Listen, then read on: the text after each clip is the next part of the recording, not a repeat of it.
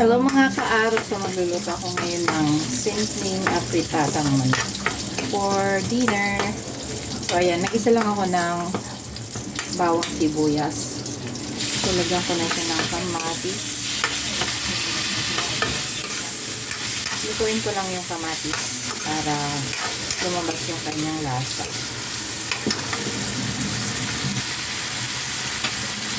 Ayan, luto na yung kamatis. Ilagay ko na yung chicken. Gisa-gisa lang natin yan.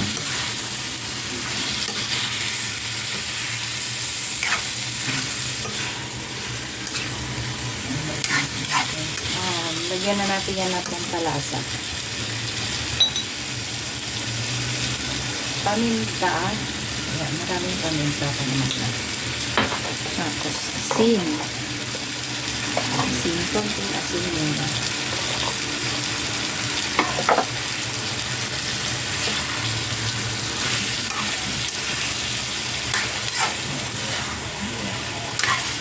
Tapos, lalagyan ko siya ng kaunting toyo.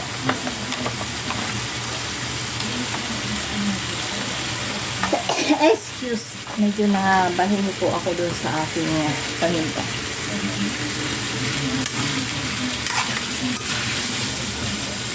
Ayan. Pasipsipin lang natin yung kanyang mga condiments.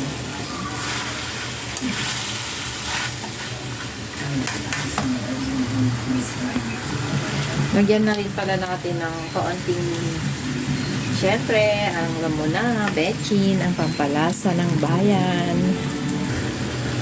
Sangkot na lang natin siya hanggang sa medyo lumambot na. Ayan. Lagyan natin ng pakit.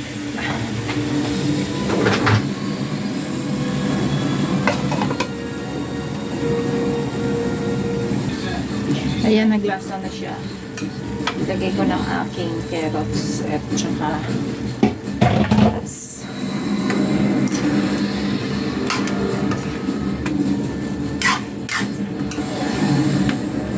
tapos lalagyan ko na siya ng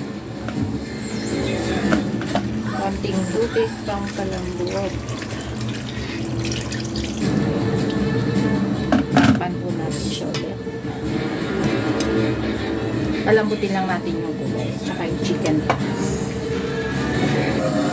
Ayan, medyo malambot na siya. I-adjust ko lang yung dagdagan ko ng konting asin. Adjust ang lasa kasi medyo matabang. Tapos lagyan ko na ng tomato sauce.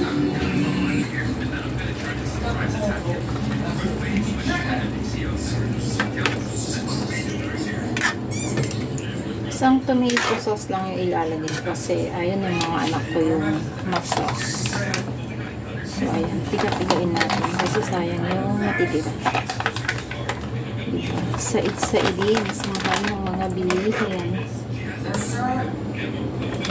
Lagyan natin ng kaunting sabaw para mawala, makuha yung mga nasa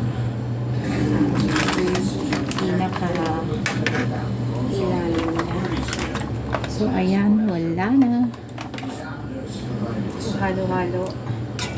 Tapos, pakuluin na natin to hanggang totally malambot na yung gulay. Kasi medyo half cook pa lang siya. Para maluto din yung tomato sauce. So, ayan. Hindi ko pala nalagyan ng bell pepper kasi wala akong nabili kanina. So, yun lang. So, asan na yung aking takip?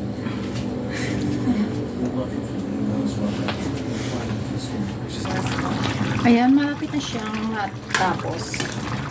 So, lalagyan ko lang siya ng konting sugar pang balance ng lasa ng asin. Konti lang.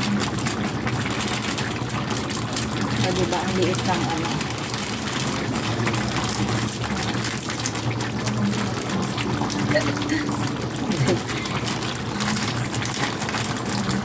Diba? Ayaw palaking yung butas. Kasi pag matumba yung plastic, pag pinalagkahan ko, matatapon siya lang. Unlike pag maliit, kahit matumba yung plastic, wala kasi akong lagayan.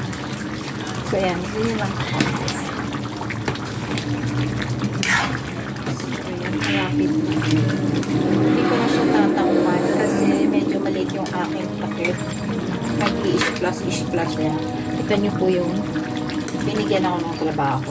Diba? Lilinisin ko patuloy yan. So, konting simmer-simmer lang. Tignan natin.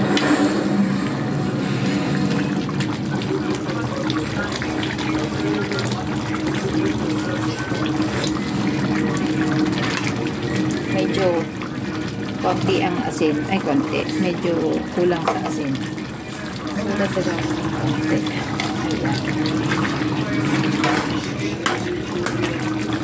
So, simmer na lang. Medyo matigas pa. So, pakuliin ko na lang yan hanggang sa matapos. So, done na!